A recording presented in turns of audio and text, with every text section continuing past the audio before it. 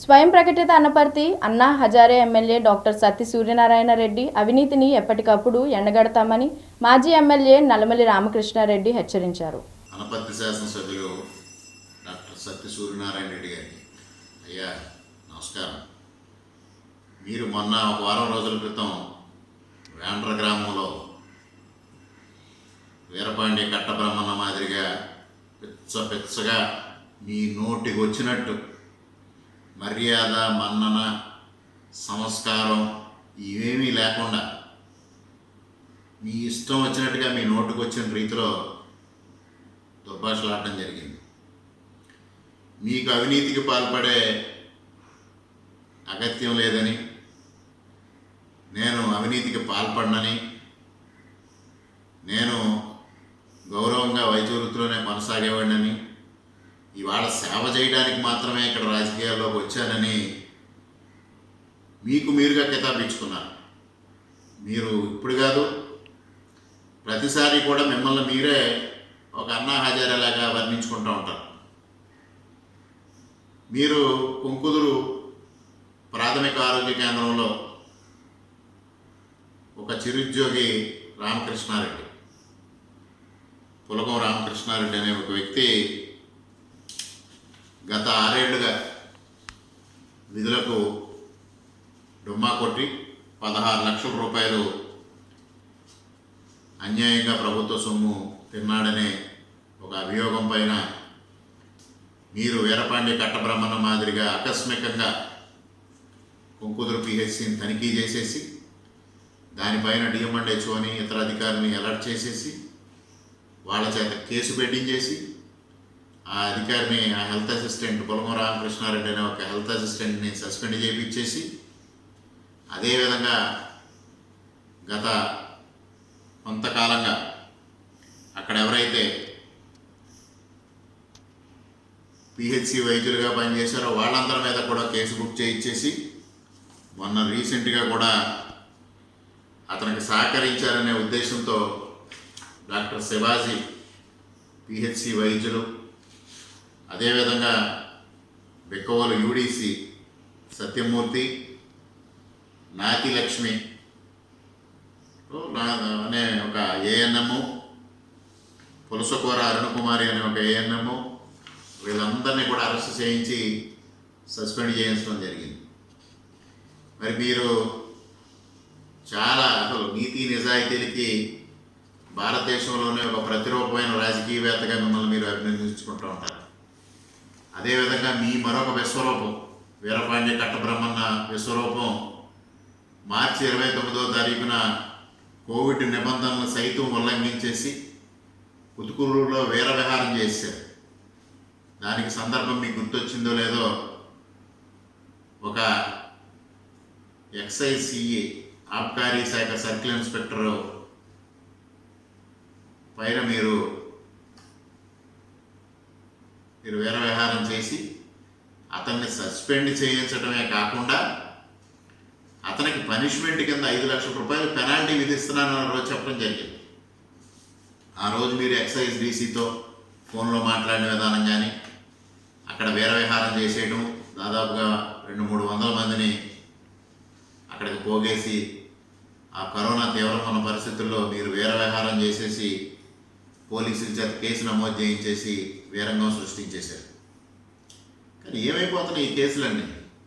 ఇవాళ కుంకుదురు పిహెచ్సికి ఇంత వీర విహారం చేసిన మీరే ఇవాళ స్వయంగా డిఎంఎండ్హెచ్ఓకి ఒక ఉత్తరం రాశారు, 2 ఉత్తరాలు రాశారు. అందులో పులపకూర అరుణకుమారి ఏఎన్ఎం, అదేవిధంగా నాతి లక్ష్మి ఏఎన్ఎం, ఈ ఇద్దరిని తిరిగి ఉద్యోగాల్లో తీసుకోవాలి అని మీరు డిఎంఎండ్హెచ్ఓకి 2/11/2020 రాసిన ఉత్తరం. ఒక్కసారి ఇది మీదో కాదో మీరు తేల్చండి. ఇది ఎవరైనా దొంగ లెటర్ కానీ రాశారేమో. మరి ఇక్కడ letter pad doctor Satti Suryanarayana Reddy MS, member of legislative assembly Anaparthi constituency, east Godavari, AP అని ఉంది. మీ సంతకం ఉంది కింద. మరి ఈ సంతకం మీద లేకపోతే ఎవరైనా ఫోర్జరీ చేసి మీ పేరుని ఈ లెటర్ ఇష్యూ చేశారా మీరు తేల్చాల్సిన బాధ్యత మీ పైన ఉంది. ఇది నిజంగా మీరు ఇచ్చిన లెటర్ అయితే ఇంతకన్నా సిగ్గుచేటైన విషయం, ఇంతకన్నా దరిద్రమైన విషయం, ఇంతకన్నా తలవంపులు తెచ్చే విషయం ఇంకే ఎమ్మెల్యేకి కూడా ఉండదు. వీర విహారం చేసేసి దీనిపైన నాపైన ఆరోపణలు చేశారు. పులగం రామకృష్ణారెడ్డి నా హయాంలో విధులకు ఎగ్గొట్టడం కోసం అక్కడ మా బంధువులు వాళ్ళందరూ కలిసి నాకు 5 లక్షల రూపాయలు ఇప్పించారని మీ నోటితో మీరే స్వయంగా నా మీద ఆరోపణలు చేశారు. నిరూపించమని నేను ఆ రోజు సవాల్ చేస్తే ఇంతవరకు మీపైన స్పందన లేదు. కానీ నేను చేస్తున్న ఆరోపణకి ఈ లెటరు, ఈ ఉత్తరం, మీరు ఇచ్చినట్టుగా చెప్పబడుతున్న ఈ ఉత్తరం ప్రత్యక్ష సాక్ష్యం. ఇది మీరు ఇచ్చిందా? మీరు ఇవ్వకపోయినట్టయితే దీనిపైన క్రిమినల్ చర్యలు, మీ లెటర్ ఎవరైనా ఫోర్జరీ చేసి ఇచ్చినట్టయితే మీరు క్రిమినల్ చర్యలు తీసుకోవాల్సిన బాధ్యత మీ పైన ఉంది. ఇవాళ మీరు ఇంత వీరంగం చేసి, ఇంత నానాయాగి చేసి, ఇంత గలాటా సృష్టించి, మీరేదో అన్నా హజారేకి వారసుడిగాను, గాంధీ మహాత్ముడు మళ్ళా పుట్టినట్టుగాను ఇంత నానాయాగి చేసి ఇవాళ స్వయంగా మళ్ళీ మీరే వాళ్ళకి లెటర్ ఇచ్చి వాళ్ళని ఉద్యోగంలో తీసుకోమని డిఎంఎండ్హెచ్ఓకి లెటర్ ఇస్తే దీన్ని ఏమనాలి? అవినీతి అనాలా? ఆశ్రిత పక్షపాతం అనాలా? మరి బంధు ప్రీతి అనాలా? ఇది ఎక్కడి నుంచి వచ్చింది అంటున్నారు. కొంకుదుల్లో గడప గడపకి చెప్పుకుంటా ఉన్నారు. అక్కడ ఉన్న మీ బంధువులకి డబ్బులు ముట్టినాయి. ఆ డబ్బులు తద్వారా మీ బంధువుల ద్వారా మీ రాజప్రసాదానికి చేరినాయి. అక్కడ నుంచి మీకు ఇన్స్ట్రక్షన్స్ వచ్చినాయి. ఆ ఇన్స్ట్రక్షన్స్ ఫాలో అవుతూ మీరు డిఎంఎండ్హెచ్ఓకి లెటర్ రాశారు. డిఎంఎండ్హెచ్ఓ వీళ్ళందరిపైన కంప్లైంట్ ఇచ్చిన వ్యక్తి, కంప్లైంట్ డిఎంఎండ్హెచ్ఓ. మరలా ఇవాళ వీళ్ళని డిఎంఎండ్హెచ్ఓ ఏ విధంగా వీళ్ళని ఉద్యోగంలోకి తీసుకోవాలి?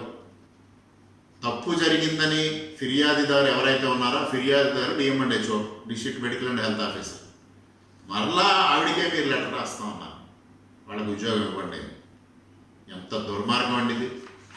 అంటే ఇంక అవినీతికి అంతు పంతు లేదా? ఇలాంటి దాంట్లో ఇంత మీరు పెద్ద గొప్ప చెప్పుకునే మీరు ఈ విధంగా ప్రవర్తించడం సిగ్గుగా అనిపించడం లేదా? కనీసం మీరు ఎమ్మెల్యేగా మీ వ్యక్తిత్వం మీకు ఉండాలి కదా. మీరు ఒక నిర్ణయం తీసుకున్న తర్వాత ఆ నిర్ణయం పైన మీరు ఆధారపడి ఉండాలి. 2 విషయాల్లోని సారూప్యం ఒకటే. ఇక్కడ ఏదైతే కుతుకులూరు గ్రామంలో రెడ్డి త్రినాథ్ అనే ఒక సర్కిల్ ఇన్స్పెక్టర్, ఎక్సైజ్ శాఖ సర్కిల్ ఇన్స్పెక్టర్ పైన మీరు నానాయాగి చేసి సస్పెండ్ చేయించి 5 లక్షల రూపాయలు ఫైన్ వేయిస్తుంది అన్న తర్వాత మీ సమీప బంధువు తీసుకొచ్చి మీ ఆసుపత్రిలో అతను కూర్చోబెట్టాడు. మీరు మంత్రి గారు వస్తే వారికి మర్యాద అనేది, కనీస మర్యాద మీరు ఏ విధంగా ఇస్తారో మన ఫోటోలు బయటకు వచ్చినాయి. ఒక అరటిపండు 10 రూపాయల మిక్సర్ ఇచ్చి పార్టీ కార్యాలయంలో కూర్చోబెడతారు వాడిని. కానీ ఈ తప్పు చేసిన రెడ్డి త్రినాథ్ అనే వ్యక్తి మీ ఆసుపత్రిలో సకల మర్యాదలు పొందాడు. ఎందుకంటే అక్కడ చేరాల్సింది మీ రాజప్రసాదానికి చేరింది కాబట్టి, మీ సమీప బంధువు తీసుకొచ్చాడు కాబట్టి అతనికి 5 లక్షల ఫైన్ విషయం లేదు, మామూలే యథాప్రకారంగా మరలా అతను. ఎందువల్ల? మీ బంధు ప్రీతి. మరి మీకు ఒక వ్యక్తిత్వం ఉంది. ఆ రోజు ఇక్కడ నేను నానాయాగి చేశాను, నేను ఇక్కడ పెద్ద గలాటా సృష్టించాను, ఒక 500-600 మంది జనాలను పోగేసేసి ఎక్సైజ్ డీసీ మీద, ఎక్సైజ్ కమిషనర్ మీద, అందరి మీద కేకలేసేసా. లేనిపోంది ఒక బీసీ బలహీన వర్గాల నాయకుడు రెడ్డి సుబ్రహ్మణ్యం గారి మీద లేనిపోని ఆరోపణలు చేశారు. ఇవన్నీ చేసేసి మీకు ఎక్కడి నుంచి రావాలో ఇన్స్ట్రక్షన్స్ అక్కడి నుంచి వస్తే ఈ వ్యక్తిత్వం అంతా వెళ్ళిపోతుంది. అన్నా హజారే పక్క వెళ్ళిపోతాడు, వీరపాండి కట్టబ్రహ్మణం పక్క వెళ్ళిపోతాడు. మళ్ళా వాళ్ళకు ఉద్యోగాలు ఇచ్చేయడం, వాళ్ళకు ఉద్యోగాలు ఇప్పించేయడానికి ప్రయత్నాలు మొదలెట్టడం జరుగుతూ ఉంటుంది. ఇది ఎక్కడ పరిపాలన అండి? ఇది ఎక్కడ అడ్మినిస్ట్రేషన్ అండి? ఎందుకు ఇది? అదే విషయం బెకోల ఎంపీడీఓ గారి విషయం తీసుకోండి. ఆవిడ ఉద్యోగానికి సరిగా విధులకు హాజరు కాలని ఆవిడ జాయిన్ అయినప్పటి నుంచి కరోనా వచ్చేదాకా, కరోనా వచ్చిన తర్వాత కూడా రోజు మీ కార్యకర్తలే గొడవ చేసేవారు. మరి ఒక పక్క ఈ హెల్త్ అసిస్టెంట్ ఉద్యోగానికి విధులకు హాజరు కావటం లేదని అరెస్టులు చేయించి నానా రభస సృష్టించారు. ఎంపీడీ గారి విషయం వచ్చేటప్పటికి మిన్నకుండిపోయారు. ఎందువల్ల? భగవంతుని గరిక. పుట్టలో రహస్యం సామెత ఉన్నట్టుగా ఆ విధంగా జరుగుతూ ఉంటుంది. ఇక్కడ రహస్యం ఏముంది? పైసామే పరమాత్మ హై. అదొక్కటే జగమెరిగిన సత్యం. పైకి మీరు ఒక అన్నా హజారేకి ప్రతిరూపం, ఒక గాంధీజీ మళ్ళీ పుట్టాడు, ఒక వీరపాండి కట్టబ్రహ్మన్న, ఈ విధమైన వ్యవహారాలు సాగిస్తూ ఉంటారు. ఈ లెటర్కి మీరు సమాధానం చెప్పాల్సిన బాధ్యత మీపైన ఉంది. అదేవిధంగా మీ అనుయాయుల చేత మీరు కూడా ఒక మర్యాద మన్నన లేకుండా ఏకవచనంతో ఎదుటి మనిషిని మాట్లాడే ఒక సంస్కృతి మీకుంది, మీతో పాటుగా మీ అనుయాయులకు ఉంది. మరి మొన్న దళిత సోదరి మాజీ శాసనసభ్యురాలు మంగళపూడి అనిత గారు ఇక్కడ జరుగుతున్న పేకాట వ్యవహారాన్ని ఒక టీవీ చర్చలో మాట్లాడితే మీ అనుయాయుల చేత ఒక మంచి మర్యాద మన్నన లేకుండా ఒక దళిత సోదరిని ఉద్దేశించి ఇష్టం వచ్చినట్టుగా మాట్లాడించారు. మీ జగన్మోహన్ రెడ్డి గారి భాషలో చెప్పాలి అంటే భగవంతుడు స్క్రిప్ట్ రాస్తారని ఆయన పదే పదే మాట్లాడుతూ ఉంటారు. భగవంతుడు ఆ విధంగా స్క్రిప్ట్ రాశాడు.